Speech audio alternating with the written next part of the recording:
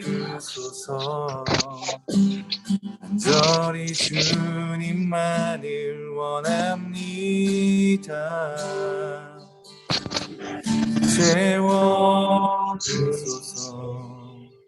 주의 사랑을 진정한 찬양 드릴 수 있도록 주께 가까이 날 이끌소서. 간절히 주님만을 원합니다. 채워주소서. 주의 사랑을 진정한 찬양 드릴 수 있도록 목마른 나의 영혼 주를 부르니 나의 맘 만져 주소서. 주님만을 원합니다. 더 원합니다. 나의 맘 만져 주소서. 주께 가까이 날 이끌소서. 간절히 주님만을 원합니다. 채워주소서. 주의 사랑을 진정한 찬양 드릴 수 있도록 목마른 나의 영혼 주를 부르니 나의 맘 만져 주소서. 주님만을 원합니다. 더 원합니다. 나의 맘 만져 주소서. 목마른 나의 영혼 목마른 나의 영혼 주를 부르니 나의 맘 만져 주소서. 주님만을 원합니다. 더 원합니다. 나의 맘 만져 주소서.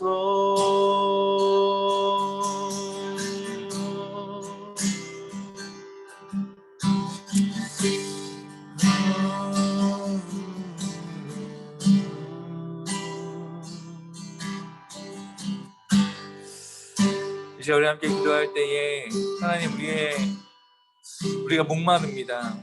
하나님 나의 영혼이 오늘 당신을 향한 갈망이 있습니다.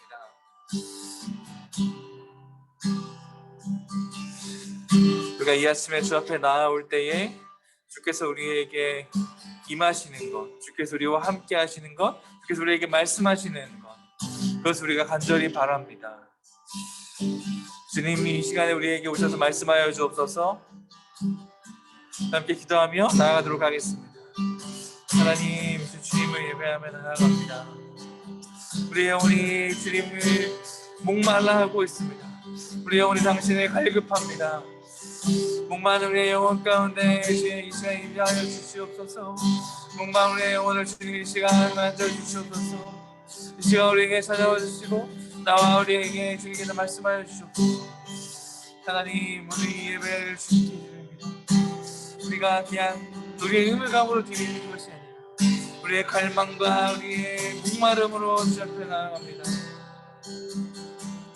다시 예수님 목마릅니다. 예수님 목마릅니다. 오 예수님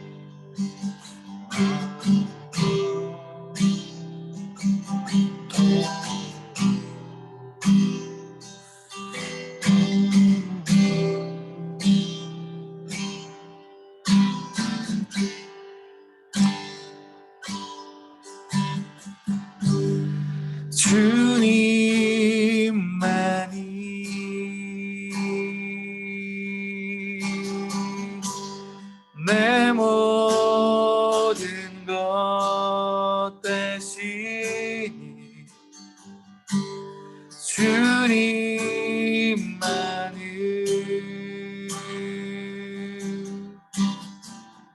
더 알게 하소서.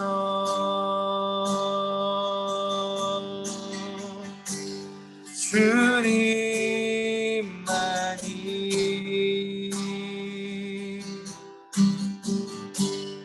내 모든 것 되시니 주님만을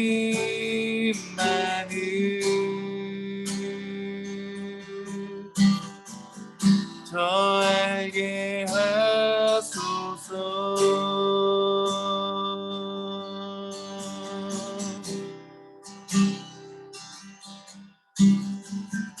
주님 곁으로, 주님 곁으로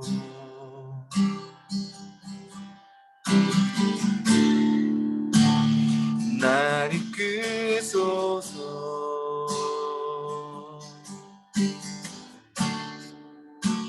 내 모든 것 다 드리며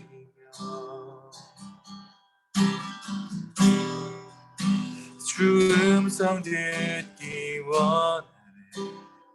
주님의 길로,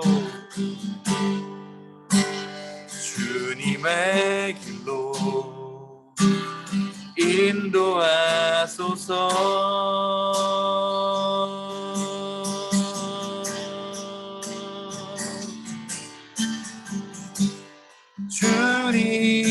주님만이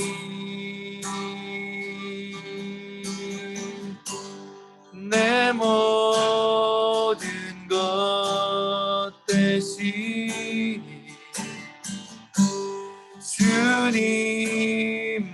주님만을 더 알게 하소서.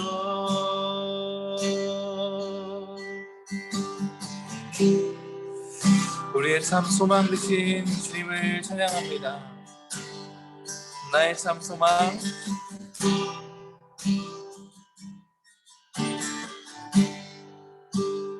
나의 참 소망,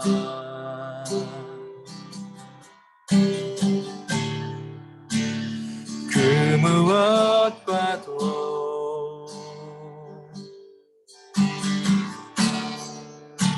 바꿀 수 없는 주 사랑, 그 품 안에 나 안고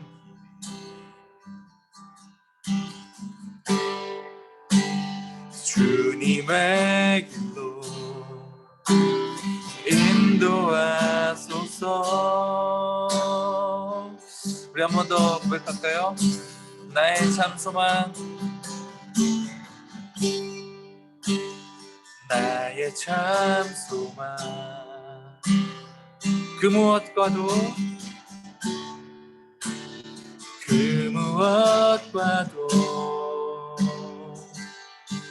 바꿀 수 없는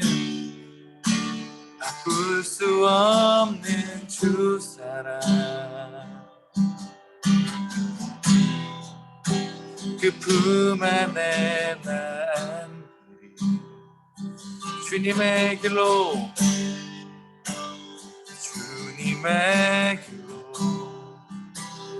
인도하소서.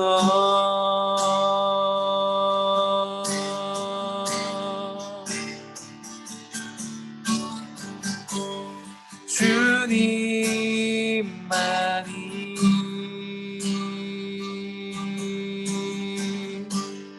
내 모든 것 대신 주님만이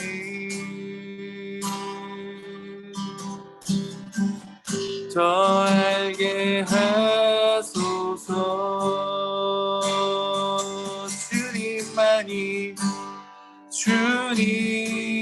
주님만이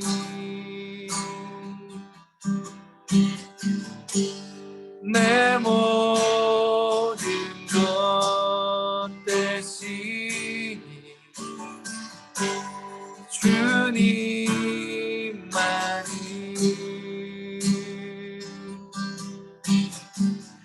저 알게 하소서.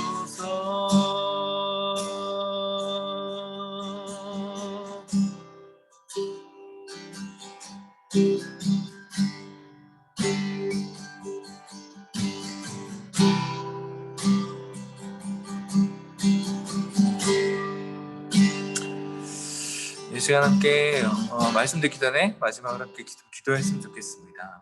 기도 드릴 때 우리가 어떤 말씀 혹은 예배, 우리가 행하는 모든 순서와 제의적인 여러 가지들이 우리가 결정하는 것들, 우리가 생각하고 행동하는 것들을 뒷받침하는 어떤 근거로 가져오는 것이 아니고 우리의 모든 생각과 판단과 결정의 모든 근거가 주의 말씀 앞에 설 수 있는 그런 저와 우리 개인과 우리 공동체 될 수 있도록 함께 좀 기도했으면 좋겠습니다. 내가 방금 고백했던 가사처럼 주님만이 나의 모든 것 되시며 주님만을 더 알기 원합니다. 우리 공동체와 우리 개인들에게 이 시간 선포되는 말씀과 모든 드려지는 예배가 우리의 생각을 위해 끌어오지 않고 우리가 주님의 생각과 주님의 말씀 가운데 우리를 맞춰갈 수 있도록 그 말씀을 듣고 우리가 그것에 반응할 수 있도록 이 시간 예배를 사용하여 주옵소서. 우리가 그런 마음으로 예배에 참여하고 주님께 나아가기 원합니다. 함께 기도하며 나아가도록 하겠습니다. 하나님, 우리가 예배를 이용하지 않고 하나님, 우리가 말씀을 이용하지 않고 주님을 갈망함으로 주님을 간절히 주님을 예배하고 주님을 더 알아가고 주님을 더 닮아가기 갈망하는 우리의 마음, 이 시간 주 앞에 나아가서 주님을 예배합니다. 우리에게 말씀하시는 것들, 우리의 모든 생각과 고민과 우리의 모든 목마름의 근거가 주님께 있을 수 있도록 도우시고 함께하여 주옵소서. 오 주님,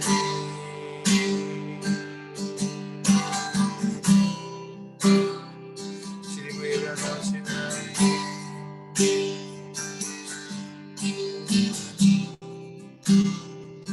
오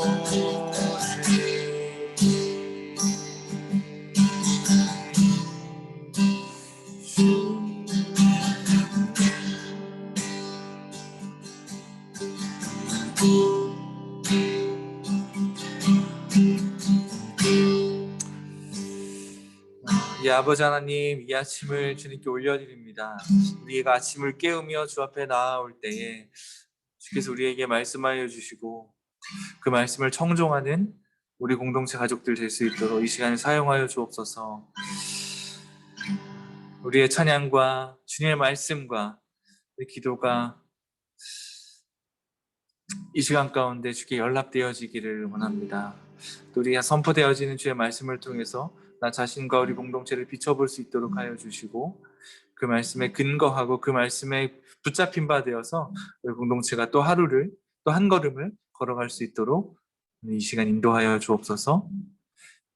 주님을 찬양합니다. 예수 그리스도의 이름으로 기도드립니다. 아멘.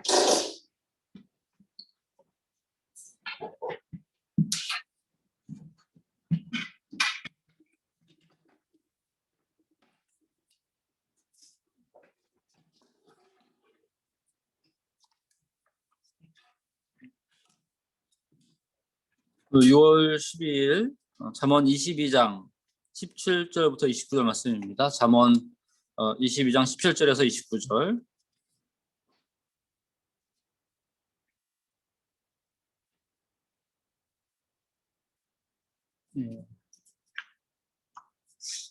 한 목소리로 천천히 읽도록 하겠습니다. 시작.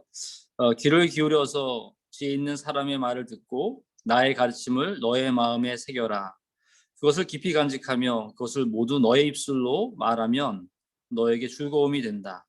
이는 내가 주님을 의뢰하며 살도록 하려고 오늘 내가 너에게 특별히 알려주는 것이다. 내가 너에게 건전한 충고가 담긴 30가지 교훈을 써주지 않았느냐. 이는 내가 진리의 말씀을 깨달아서 너에게 묻는 사람에게 바른 대답을 할 수 있게 하려 합니다. 가난하다고 하여 그 가난한 사람에게서 함부로 빼앗지 말고 고생하는 사람을 법정에서 압제하지 말아라. 주님께서 그들의 송사를 맡아주시고 그들을 노력하는 사람의 목숨을 빼앗으시기 때문이다. 성급한 사람과 사귀지 말고 성을 잘낸 사람과 함께 다니지 말아라. 내가 그 행위를 본받아서 그 올무에 걸려들까 염려된다. 이웃의 손을 잡고 서약하거나 남의 빚에 보증을 서지 말아라. 너에게 갚을 것이 아무것도 없다면 내가 누운 침대까지도 빼앗기지 않겠느냐. 너희 선조들이 세워놓은 그 옛 경계표를 옮기지 말아라. 자기의 능숙한 사람을 내가 보았을 것이다. 그런 사람은 왕을 섬길 것이요 대수롭지 않은 사람을 섬기지는 않을 것이다. 아멘. 우리 한 3, 4분 정도 우리 묵상하고 말씀 나누겠습니다.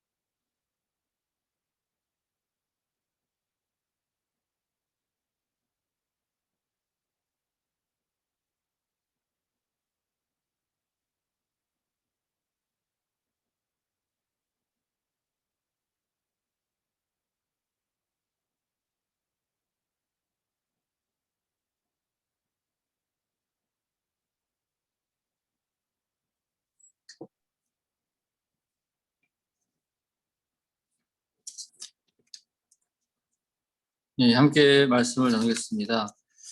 오늘부터 시작되는 그 잠언은 잠언 22장 17절부터 24장 34절은 지혜자들의 잠언입니다. 그래서 그 앞부분에 우리가 지금까지 또 묵상했던 10장 1절부터 22장 16절까지가 솔로몬의 잠언이고, 이제 오늘 22장 17절부터 24장 34절까지 지혜자들의 잠언이고, 25장부터 29장까지가 또 솔로몬의 잠언이 나옵니다. 그 사이에 이제 지혜자들의 잠언이 나오는데요. 솔로몬의 잠언은 이제 주로 이행연시로 돼 있어서 그 이행연시 안에서 약간의 대꾸를 사용하면서 했다면, 이 지혜자들의 잠언은 이행을 넘어서서 뭐 삼행, 사행, 오행 이렇게 좀 더 다양하게 7절까지도 한 주제에 대해서 이야기한다는 점에서 좀 다른 것 같습니다. 그리고 어떤 명령을 하고 그것에 대한 어떤 구체적인 제안을 제시하는 방법도 있는데, 오늘 함께 나눌 부분에서는 대부분 이행 내지 일행으로 되어 있는 부분인데요. 그리고 시작하면서 이제 서원에서 그 잠언 1장에서 잠언 전체 서문을 얘기했던 것처럼 요 17절부터 21절까지 요 지혜자들의 잠언에 대한 서원을 하면서 시작합니다. 그래서 전체적으로 한 구조를 보면 17절부터 21절까지는 이 지혜자들의 잠언에 대한 서원을 합니다. 왜 이것을 하는지 그 목적이 나오고요. 그 다음에 22절부터 23절에는 이제 이 가난한 자와 약자를 어떻게 대할 것인가. 또 24절에서 25절에는 이제 성을 잘 되거나 성급한 사람들에 대한 어떻게 지도자들이 자기의 기질을 어떻게 대할 것인가, 다룰 것일 수 있는가 하는 것입니다. 또 26절에서 27절은 이제 경계표를 이웃을 보증서지 말라고 하는 부분이 나오고요.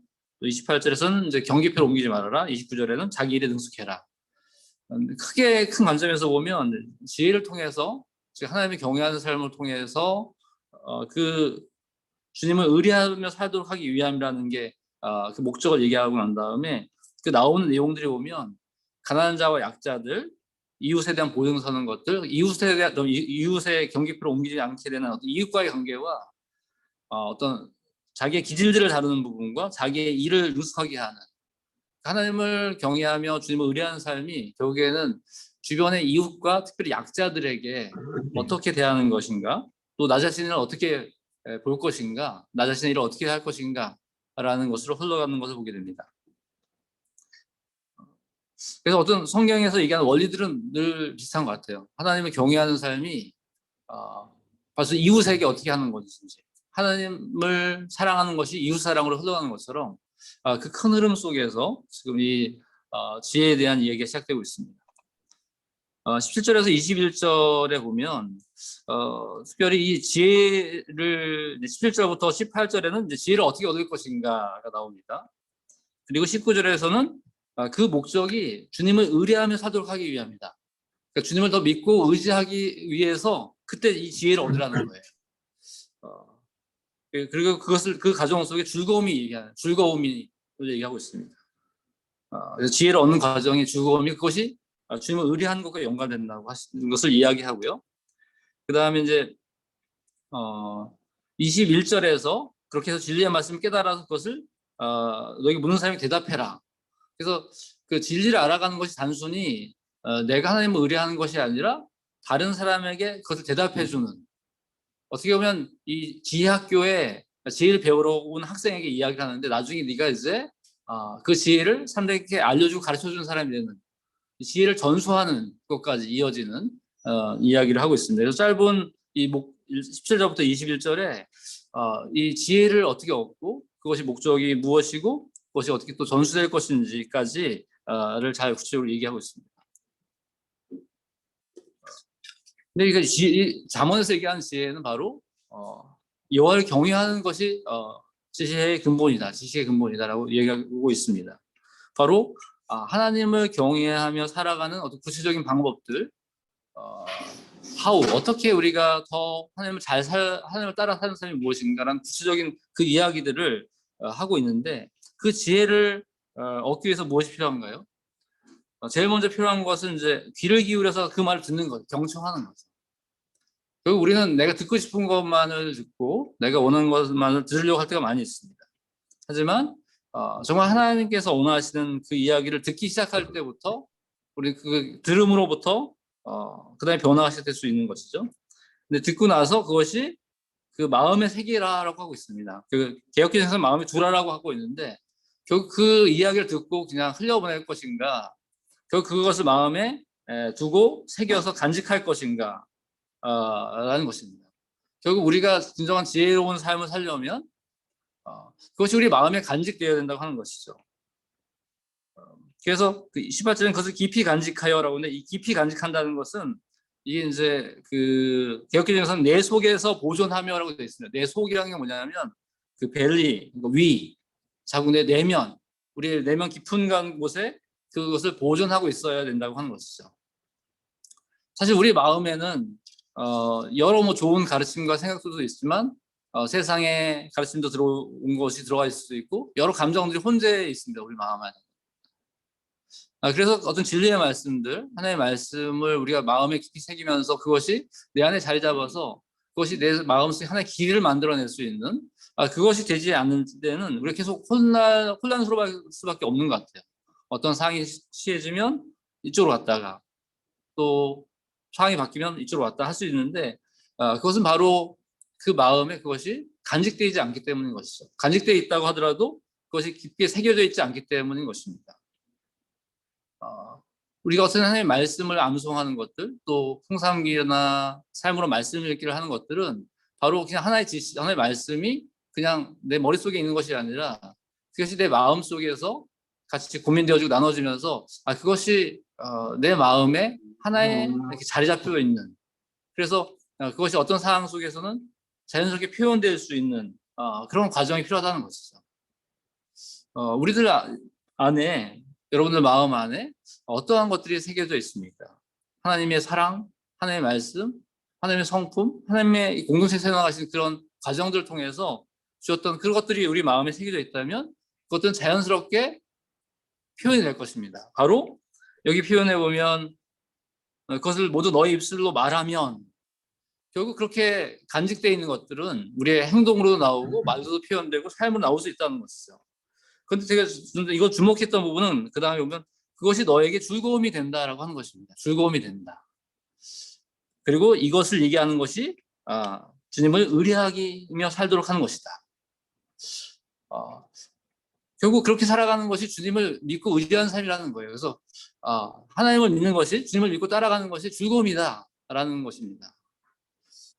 우리가 그 풍성한 삶의 기초를 얘기하면서, 풍성한 삶을 얘기하면서 그리스도인들이 세상에서 꾀죄죄하게 살고 있는데 왜 풍성한 삶을 누리지 못하느냐는 얘기 했잖아요.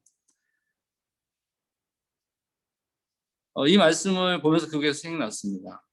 바로 그것이 우리한테 풍성하게 우리 마음에 간직되어서 일상의 모든 삶으로까지 우리가 말로 표현되는 단계, 그렇게 되면 그것이 즐거움이 되고, 그런 즐거움의 모습을 보고 이웃과 주변의 사람들이 즐거움의 모습을 보면서 그에게 매력을 느낄 수 있는 삶, 그것을 이야기하는 것과 좀 생각이 났습니다.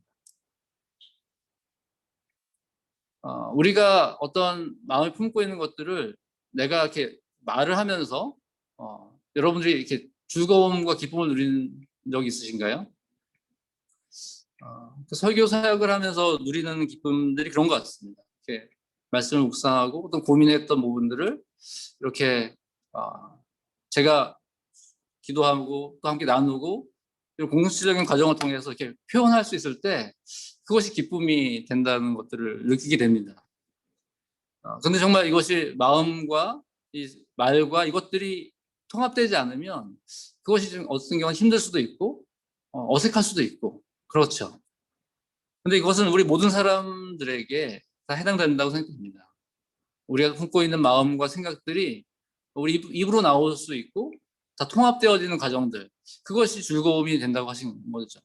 그것이 개인적인 즐거움을 넘어서서 이것이 하나님을 경외하는 삶, 하나님의 다스림 속에서 하나님이 우리를 창조하신 그 목적대로 그 하나님과 관계뿐만 아니라 이웃과 나 자신과의 관계 안에서 그렇게 그것을 내 마음에 있는 것들이 표현되어지고 그것이 잘 흘러가서 그것들이 이루어지는 그 전체를 볼 수 있는 그 즐거움. 그 즐거움을 우리가 다시 한번 생각해 보면 좋겠다는 생각이 들었습니다. 우리가 분교하고 이렇게 이제 2년째를 넘어서 3년, 2년째를 지나가고 있는데 이 과정 속에서 우리가 즐거운가 또한 그런 생각을 해봅니다. 어떻게 보면 하나님이 가르쳐 주신 그 말씀을 가지고 우리가 그걸 살아내면서 이 지역 속에서 가고 있는데 우리 안에 어떤 이걸 함께하는 이 즐거움이 있는가, 또 즐거움이 약간 약해진다면 우리는 어떤 면에서 어떤 말씀을 더 마음에 새기고 또 나누어야 될 것인가 한 생각하게 됩니다. 이제 그렇게 그 삶 속에서 보면 여기서 진리의 말씀을 깨달아서 너에게 묻는 사람이 바른 대답을 하라고 되어 있는데 이 과정을 통해서 진리의 말씀이 이제 사람들에 표현될 것이죠. 근데 저는 이 과정 속에서 생각난 말씀은 저희가 우리 5월 달에 나왔던 말씀, 요한복음 8장 31절 32절 내 말이 너희가 나의 말에 머물러 있으면 너희가 삼제자가 되고 진리를 알 것인데 진리가 너희를 자유롭게 할 것이다. 그때는 잘 나누지 못했지만 이제 너희가 내 말에 머물러 있으면 삼제자가 돼서 너희가 진리 안에 자유롭게 될 것이다라는 말씀이 있는데요. 결국 여기는 오늘 본문에서는 단수로 너라고 얘기하고 있습니다. 하지만 그 부분은 여기서 함께 지혜를 배우고 있는 학생들 대상으로 얘기하기 때문에 하나의 공동체로 볼 수도 있다고 생각이 들고요. 결국 우리가 하나님의 말씀을 우리 마음에 간직하고 그것이 나의 언어로 되는 과정 속에는 우리 공동체적으로 그것을 함께 나누어서 하나님의 말씀 안에서 우리가 그 깊이 나누면서 그것이 소화되는 과정이 있을 때 그것이 공동체적으로 더 흘러갈 수 있지 않을까 생각을 하게 됩니다.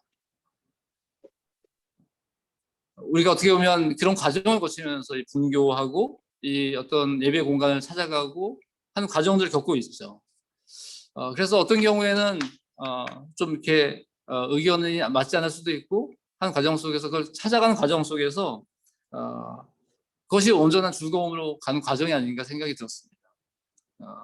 우리가 어떤 경우는 좀 힘들 수도 있지만 이가 함께 이것 논의하고 그것을 마음에 품고 이해하게 하는 과정 속에서 그것이 우리도 모두 한 마음이 될 때 그때 우리는 진정한 또 즐거움을 갖게 될 것이 아닌가 생각하게 됩니다. 여기 보면 진리의 말씀을 깨달아서 너에게 묻는 사람에게 바른 대답을 할 수 있게 하려 합니다 라고 되어 있는데 우리가 진리를 이렇게 마음속에 품고 새겨서 우리가 누리는 것들이 결국에는 바른 대답을 준비한다고 하는 것이죠. 이 말씀을 보면서 베드로전서 3장 15절 말씀, 여러분 마음속에 그리스도를 주님으로 모시고 거룩하게 대하십시오. 여러분에게 가진 희망에 대해서 설명해 주기를 바라는 사람에게는 언제나 답변을 준비하십시오 라고 하는 말씀이 또 생각났습니다. 진리의 말씀을 깨달아서 살게 되면, 그렇게 즐거움을 살게 되면 사람들은 우리에게 질문할 것입니다. 바른 대답을 우리가 준비해 가는 과정을 통해서 우리는 계속해서 지혜가 전수되고 복음이 전수되는 그런 삶을 살아갈 수 있겠죠. 특별히 목사님들이나 학대 운영위원들이 어떻게 보면 먼저 그 복음을 받아들여서 또 공동체를 세우면서 개인적인 복음을 나누기도 하지만 공동체를 세워가면서 갖게 된 어려움들이나 힘든 점에 있어서 그것도 언약가족과 하늘가족들에게 그런 질문을 대답해주는 그런 위치에 또 우리가 있는 것 같아요. 특별히 확대 운영위원들은 어떤 교회의 전반적인 사항들을 미리 고민하고 진리 안에서 머물면서 그것들이 어떻게 하나님의 뜻을 분별할 것인지를 함께 찾아가는 사람들이라고 생각됩니다.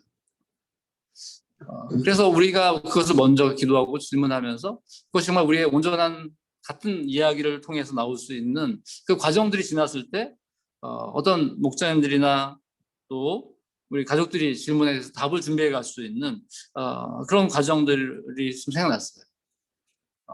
우리가 이 과정을 통해서 먼저 오늘도 함께 오늘 편안한 시간을 좀 갖고자 하지만 확대 운영위원들이 그 말씀에 머물러서 함께 마음을 나누고 하나의 과정을 통해서 그것이 즐거움이 되면 좋겠다는 생각이 들었습니다. 그 과정 자체가 좀 어려울 수도 있지만 그 과정이 지났을 때 이것이 하나님이 우리를 공동체를 이뤄가시는 과정이구나. 그것들을 함께 표현하고 나눌 수 있을 때 그 과정이 공동체를 세워가는 과정이 아닐까 하는 생각을 합니다. 또 개인적으로도 그렇게 진리에 대한 그것을 품고 살아가면서 개인적으로 복음을 전하거나 공동체에서 나눌 수 있는 부분들도 함께 포함되겠죠. 그래서 17절부터 21절까지 이 어떤 이 지혜에 대한 이야기에 대한 서문을 가장 기본적인 목적들을 얘기하고 있는데요. 이것을 통해서 그럼 구체적으로 어떻게 살아나갈 것인가라고 얘기했을 때 제일 먼저 언급하는 부분은 바로 이 가난한 사람들에 대해서 이 관심을 보이고 있습니다. 개역개정에서는 약한 자라고 되어 있는데요. 가난한 자, 약한 자를 이제 함부로 대하지 말아라, 압제하지 말아라 라고 있습니다. 하나님은 이 가난한 자, 약자들에 대해서 관심을 많이 갖고 계시다고 생각됩니다. 특별히 구약에 보면 고아와 가부, 나그네들을 늘 챙기시잖아요, 하나님께서. 또 잠언 19장 17절에서 보면 가난한 사람에게 은혜를 베푸는 것은 주님께 구워드리는 것이며 주님께서 그 선행을 넉넉하게 갚아주신다. 이 세상에 깨어진 세상 속에 살면서 어떤 가난한 사람과 부유한 사람은 늘 있을 수밖에 없는 상황인 것 같아요. 그런데 20장 2절에도 있었지만 부유한 사람이나 가난한 사람이 다 함께 어떻게 살지만 이 모두를 지으신 분은 주님이시다. 그 주님께서 그들도 지었기 때문에 우리가 가난하든 부하든 우리가 함께 살아가고 있다는 거를 기억해야 된다고 하는 것이죠. 그리고 그 상황 속에서 기억해야 될 부분은 특별히 이 약자들 먼저 언급하신 부분을 보면서 우리도 알게 모르게 세상 속에서 그 힘의 논리들, 내가 가지고 있는 것을 누리려고 하고 자랑하려고 하는 것들이 어떻게 보면 우리가 우리 주변에 있는 약자들을 대할 때 알게 모르게 나올 수도 있다는 것이죠. 그러니까 우리 내면의 태도가 하나님을 경외하며 그 지혜를 추구하는 삶 속에서 우리 약자들을 대할 때는 어떻게 대하고 있는가. 그것을 제일 먼저 얘기하고 있다는 것이죠. 이 가난한 자, 약자들을 우리는 어떻게 대하고 있는가.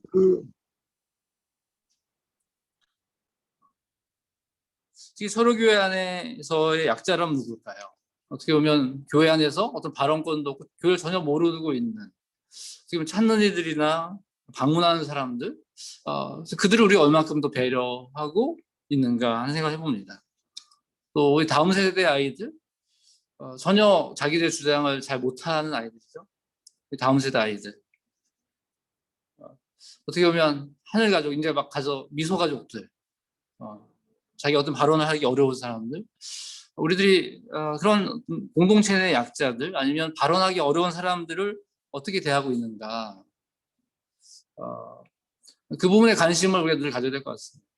공동체 내 소외된 사람들 지금 지쳐있는 사람들 함께 예배드리기 힘들어하는 사람들 그 약자들을 대해야 될 것 같아요. 잘 어떻게 대하느냐 또 어떤 사회적으로도 보면 우리 함께 직장생활 하다 보면 정말 직장에서 건물 청소하시는 아주머니들이나 뭐 할아버지나 요즘엔 연세드신 분들도 많이 하시더라고요. 이제 그런 정말 소외된 사람들, 약자들을 우리가 어떻게 잘 대할 것인가 하는 것입니다. 또 좀 더 나아가서 지난번에 저희가 미얀마에 대한 후원도 했지만 이런 약한 힘에 의해서 집에 압제당하고 있는 사람들 그들을 어떻게 대할 것인가 이것이 하나님이 제일 먼저 우리 잠언에서 지혜를 갖고 주님을 의뢰하며 사는 사람들이 먼저 보아야 할 분이라고 얘기하고 있습니다. 요즘에 제가 밀과 가라지에 대한 말씀 좀 묵상하고 있는데, 마태복음 13장에 보면 하나님이 밀을 심었는데 원수가 와서 그 가라지를 심습니다. 그러니까 밀과 가라지는, 근데 가라지를 뽑지 말라고 합니다. 이게 다 엉켜있기 때문에. 마지막 심판날에 그때 가라지를 추수할 때 제거하게 되는데요. 특히 잠언에 보면 이렇게 대칭되는 악인과 의인, 가난한 자, 부한 자, 이게 계속 대칭되는 구조들이 많이 나와요. 그것은 우리가 세상 끝날까지 함께 갈 것입니다. 그럼 그 안에서 우리가 하나님께서 그 허락하신 이유를 생각하고 하나님을 경외하면서 겸손하게 그들을 대해야 되는 거. 하나님이 그를 사랑하시고, 만약 우리가 그걸 잘못 행한다면 하나님이 그것에 대해서 송살하겠다라고 하신다는 것이죠. 그래서 제일 먼저 그 약자에 대한 부분을 이야기하고 있고요. 그러면서 어떤 자신을 리더로서 자신의 기질들을 살피고 어떤 분노를 어떻게 조절할 것인가 얘기하고 있습니다. 근데 분노는 어떻게 보면 이제 가장 기본적인 감정인 것이죠. 또 예수님께서도 그 거룩한 분노를 요한복음 2장에서 성전을 정한다는 부분에서 보여주셨잖아요. 근데 결국 여기서 얘기하는 분은 그 어떤 작은 일에도 계속 화를 내고 약간 분노가 생활 방식이 되었던 그 정도를 얘기하는 것이죠. 공의를 행한다거나 하는 것을 얘기하는 것은 아닙니다. 하지만 중요한 부분은 결국 우리 안에 있는 기질과 감정들을, 성급함과 이 분노를 조절하지 못할 경우에 그것들이 잘못된 방향으로 갈 수 있다는 거죠. 공동체를 안에서 좀 관계적인 어려움을 생길 수 있다는 것입니다. 그것이 어떻게 보면 그 다음과 좀 연결되는 것 같아요. 앞뒤로 연결되는데, 그래서 그 감정들을 우리가 어떻게 하나님 앞에 서서 이야기할 것인가. 하나님 앞에서 우리의 감정들을 고백하고 하나님이 그 감정을 만져주셔서 그것들이 정화되는 과정들이, 새롭게 되는 과정들이 있을 때 우리들은 좀 더 성숙한 그런 과정 속으로 들어갈 것이라 생각됩니다. 그 다음에 이제 이웃에 보증 서지 말라는 얘기를 하고 있는데요. 어떻게 보면 그 잠언에서는 계속해서 이 가난한 자들을 돌보는 걸 얘기하잖아요. 가난한 자에게 구워주는 것이 하나님께 갚는 것이라고 얘기할 정도로 가난한 사람들을 돌보고 강조하고 있는데, 어떻게 보면 이 보증을 서달라고 요청하는 사람들은 주로 가난한 사람들일 것입니다. 하지만 여기서는 보증을 서지 말라고 얘기하고 있어요. 그것은 어떤 보증에 대한 위험을 얘기하는 것이죠. 보증을 잘못 썼을 경우에 여기 나왔던 것처럼 침대까지도 빼앗기지 않겠느냐. 그러니까 어떻게 보면 가장 기본적인 삶을 망가질 수 있다고 하는 것을 얘기하고 있습니다. 실제로 어떤 보증을 잘못 써서 이렇게 집을 잃는 경우도 있고 굉장히 어려운 경우도 있잖아요. 그러니까 이웃을 돌보되 어떤 한계선을 얘기하는 것 같아요. 내 삶의 어떤 기본적인 삶을 유지할 수 있도록. 근데 여기 오늘 잠언에 나오는 이 가난한 자에 대한 부분이나 오늘 부분도 보면 어떤 삶의 기본적인 부분들을 하나님이 굉장히 중요시 여기는 것 같아요. 약자들을 압제하지 말라는 것도 그렇고, 이 보증을 서지 말라는 것은 그 보증을 설므로써 그 사람까지도 삶의 기본적인 부분들이 망가질 수 있다고 하는 것입니다. 옆에 있는 경계표도 비슷하게 되는데요. 경계표라고 하는 것은 여호수아가 가나안 땅을 정복하고 나서 어떤 경계선을 지는 거잖아요. 근데 그것은 무엇이냐면 그 삶의 가장 기본적인 삶을 보장하는 거죠. 그 땅을 가지고 있는 것이죠. 당시에도 어떤 힘을 가지고 있는 사람들이, 부자들이 가난한 사람들의 땅을 빼앗기는 일도 있었다고 합니다. 결국 그 가장 기본적인 그 삶을 보장해 줄 수 있는 테두리, 그것이 경계표라고 하는 것입니다. 우리는 주변의 사람들을 볼 때 이제 그러한 공동체 내에서 그러한 가장 기본적인 삶을 살 수 있도록 살피고 돌볼 필요가 있는 것 같아요. 그래서 바나바 기금을 통해서 그런 일들도 하고 있는데요.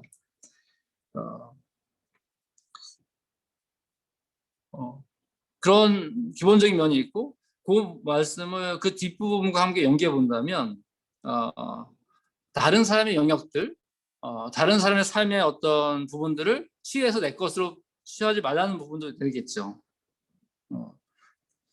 29절에 보면 자기 일에 능숙한 사람을 내가 보았을 것이다. 그런 사람은 왕을 섬길 것이요 대수롭지 않은 사람은 섬기지 않을 것이다. 결국 하나님을 경외하는 삶을 살아가는 것은 자기에게 맡겨진 것들을 어떻게 받아들이냐 하는 것이죠.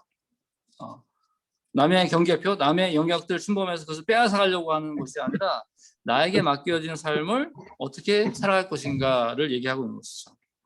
어떻게 보면 이 기독교에서 이 직업을 굉장히 소중히 여기잖아요. 보케이션이 이제 어떻게 보면 이 보카라라고 하는 부르다라고 하는 단어에서 나온 것이 보케이션인데 결국 하나님께서 우리를 그것을 불렀다고 하는 소명들 하나님이 나에게 맡겨주셨고 하나님이 세상을 다스림 속에서 하나님의 경외함으로 내 그것을 나의 것으로 받아들여서 행할 때 우리는 그것을 더 능숙하게 할 수 있을 것입니다. 처음부터 능숙하게 되는 것이 아니라 처음에 익히고 배우는 과정이 필요하겠죠. 그래서 그런 능숙한 삶을 살아가는 것 이것이 어떻게 보면 즐거움을 살아가는 것이라고 생각됩니다. 오늘 이 잠언 22장 말씀을 시작하면서 하나님을 따르는 삶이 어떻게 즐거운가 그리고 그것은 어떻게 영향을 미칠 것인가 바로 주변에 있는 약자들 이웃들의 관계 속에서 그들의 가장 기본적인 삶을 존중해주고 그리고 함께 어떻게 살아갈 것인가를 이야기하고 있습니다. 그리고 자기 자신의 기질들을 어떻게 잘 다루고 또 그것에 막 엮여서 혼란스럽지 않게 되는 것들 그리고 자기의 일을 능숙하게 하는 것을 이야기하고 있는데요. 특별히 저희가 교회 사역을 하면서 그 성도 사역자와 전문 사역자가 함께 교회를 세워가고 있습니다. 성도 사역자들이 자신의 일상 속에서 자신의 직업들을 통해서 그것들을 해가면서 능숙함을 가지고 그 사회 속에서 그래서 왕을 섬길 것이라고 되어 있는데 그 삶을 살아가는 그러면서 또 공동체 섬기잖아요. 또 전문 사역자들은 저희가 교회를 세우기 위해서 더 전문적인 부분들을 가지고 더 능숙하게 해갈 필요가 있다고 생각됩니다. 그래서 공통적으로 우리가 사역자라고 하는 성도 사역자, 전문 사역자라는 공통점 결국 우리가 하는 사람을 세우는 사람들이라는 것 함께 공동체를 살아가는 사람들이라는 것 그 부분에 있어서 그것도 우리 하나의 동일한 부르심이라고 생각됩니다.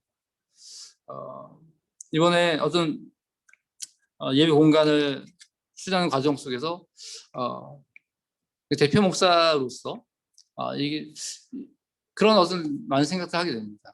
어떤 전체 공동체가 가지고 있는 어떤 결정하는 과정이나 프로세스나 이것들을 함께 세워나가면서 그 과정을 통해서 우리가 어떤 것을 결정해가는 과정인데 어떤 저희 독단이나 저희 생각만 가지고 가는 것이 아니라 이걸 함께 세워나가는 과정을 만들어간다는 것이 저에게도 굉장히 어렵고 하지만 이것이 저희가 그동안 18년 동안 20년 동안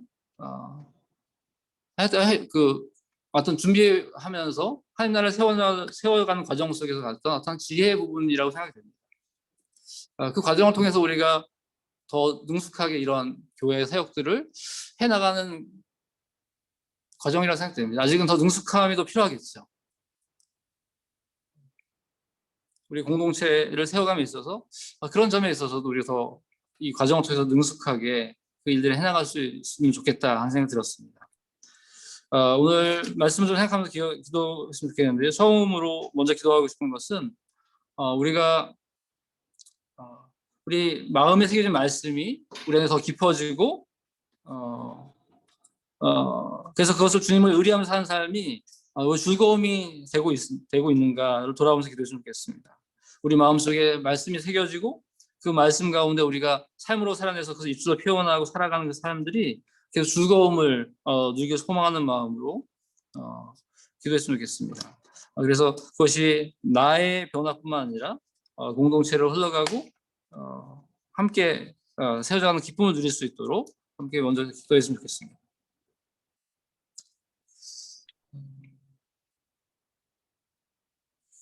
주님, 주의 말씀 안에 오면서 우리가 주의 말씀을 마음 깊이 새겨질 수 있게 원합니다.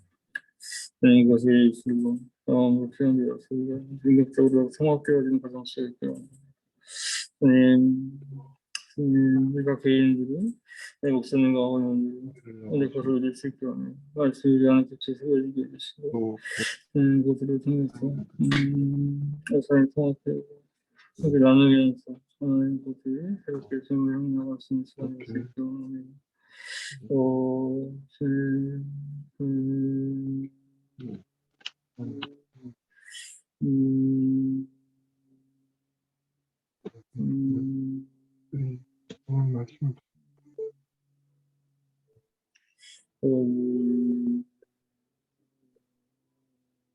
말씀 보내는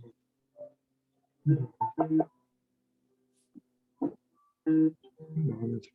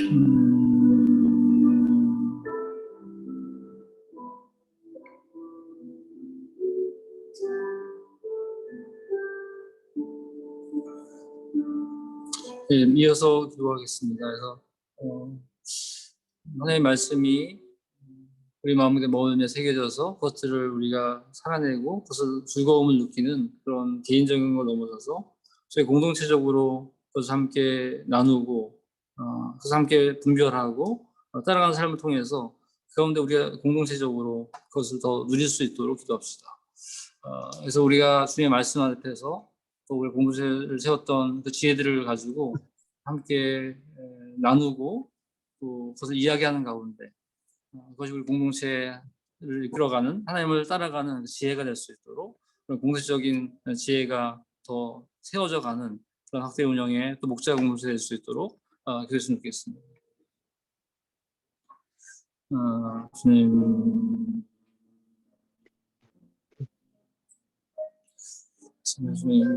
개인을 공동체로 진행하고 있습니다. 주님, 따라가요. 그 가운데 우리가 수고를 하시는 또 자기 생각하는 것은 무엇인지를 함께 나누게 주셔서 어제 그 안에 우리 한 마음으로 성도를 수 있기를 원합니다. 어제 가정 속에 다른 의견도 있을 수 있지만 또 하나님의 우리 가정에 뜻을 지나서 우리 하나되는 그 마음들이 즐거움을 누릴 수 있기를 원합니다. 어제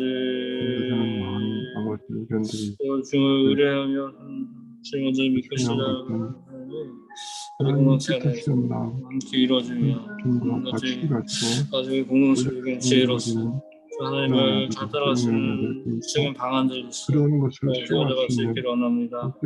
하나님 그렇습니다. 제가 분교의 각 지역별로 차이가 있고 그 가운데 또 독특함을 갖고 지혜를 보내시고 지혜가 필요한 우리 서로 교훈에 함께 해주시고 우리의 상황과 이것에 맞게 정말 이 교회를 세우는데 자가 가장 교회를 세우는데 아버지 하나님께서 도시의 다스림과 공주관에 주신 그 부르심에 우리가 같이 모여서 이 가정교회가 이 연합체인 서로교회를 세우는데도 각자들 마음도 그런 아버지 지혜가 필요합니다. 이어서 기도했으면 좋겠습니다. 우리 공동체 내에 있는 어떤 약자들 또 주변의 약자들을 생각하면서 그들 돌보았으면 좋겠습니다.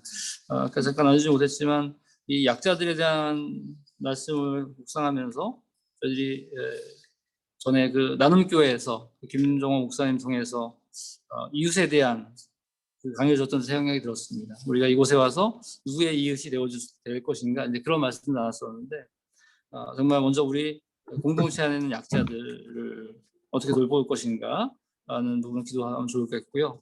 다음 우리가 이 지역 속에서 정말 어떤 약자들, 우리 주변의 약자들 또 우리가 지금 연결되어 있는 또 약자, 알고 있는 그런 약자들을 어떻게 돌볼 것인가 그들을 섬기면서 가운데 이웃에게 함께 이 하나님 나라를 살아갈 수 있도록 그곳에 하나님의 사랑과 평화가 흘러갈 수 있도록 하는 일을 위해서 기도하겠습니다.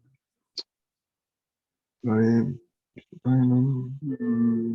정말 자기가 어떻게 할 수가 없는 주님, 지금의 처음 이 세상 속에 가난자, 부한자, 어딘가 선인, 다양한 사람들을 허락해 주셨습니다. 주님, 그 모든 것을 하나님께서 창조하신 한 사람 한 사람을 기억하게 해주시고 저희들이 주님을 경외하며 겸손한 마음으로 한 사람 한 사람 대할 수 있기를 원합니다. 주님, 그 마음에 있는 교만함을 주시고 약한 사람을 대할 때 우리가 어떠한 마음으로 대하는지를 돌아볼 수 있기를 원합니다. 주님, 긍휼히 여겨주시옵소서. 아버지 한 사람 한 사람들을 공동체 안에 있는 이 약자들을 하나님 그 영혼자들을 아버지 우리가 어떻게 대할 것인지를 살피며 나갈 수 있기를 원합니다. 아버지 지역 속에서 누구의 이웃이 올 것인가 그를 선택해 하시고 아버지 우리 공동을 맞으며 영생을 준비하고 있는 힘들게 살아가는 사람들이 주님 아버지 아니야. 자기의 능력과 자기의 아버지 특별히 이 고난을 속에서도 경제적으로 어려움이 있어서 우리가 개인이 이제 자신의 기질을 잘 다스리고 또 자기의 소명들 하나님이 주셨던 일들을 능숙하게 하는 것들 그 과정을 통해서 우리의 어떤 부르심에 대한 소명들도 확인하고 이 세상 속에서 그것들을 이뤄나가는 그런 삶이 됐으면 좋겠습니다.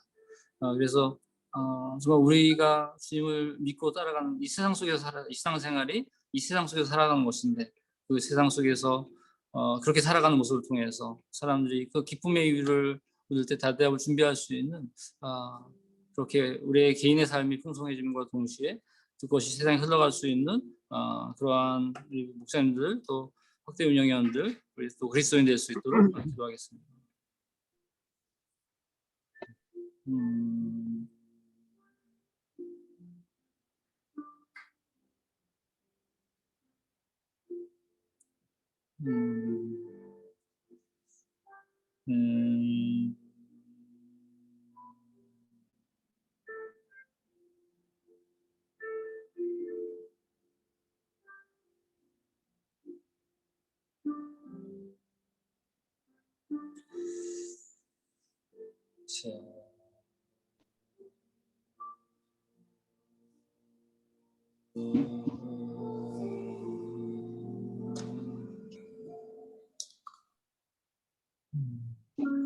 네, 마지막으로 좀 기도하겠습니다. 예배 공간을 저희가 지난주에 이제 대해서 나눴고, 이제 플렉스 하운즈에 대해서 지난주 답사를 다시 한번 갔었고요. 다음 주에 좀 구체적인 계약이 진행될 터인데,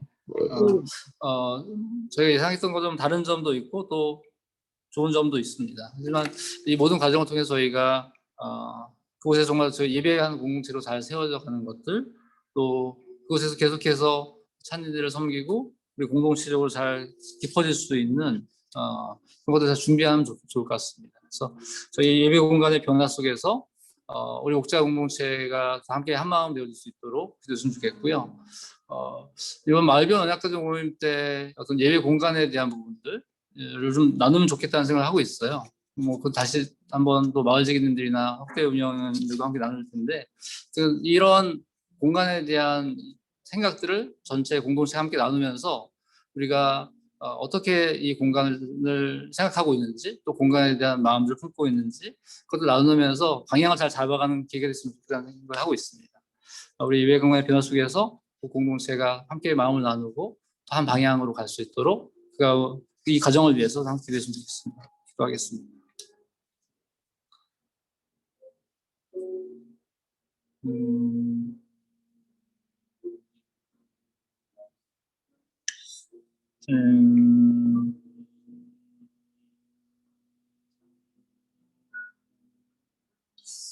어제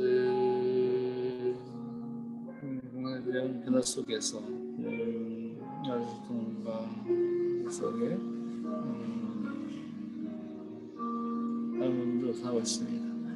주님, 저희가 이제 이곳에 와서 있는 하나님 다시 한번 이를 통해서 기독교 나오고 우리의 동기와 우리의 목적과 또 생각들을 나눌 수 있는 계기가 될 수 있게 원합니다. 아버지께서 이 전화를 통해서 우리들의 마음이 하나될 수 있게 해주시고 아버지의 가정을 통해서 우리가 생각하는 것들 우리의 부르심들 또 속의 비전들이 함께 나누는 계기가 될 수 있게 원합니다. 아버지의 7월부터 시작되는 이 변화 속에 하나님께서 역사해 주시고 하나님께서 일하실 공간들을 함께 마련하며 주님께서 이끌어가심이 아버지 공동체가 나타날 수 있도록 아버지를 기도하며 준비하고자 합니다.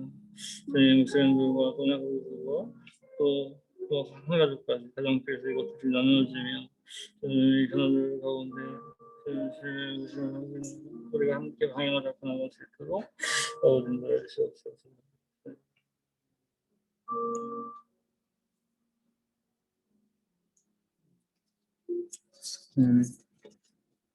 개인적으로 잠시 또 기도하는 갖도록 하겠습니다.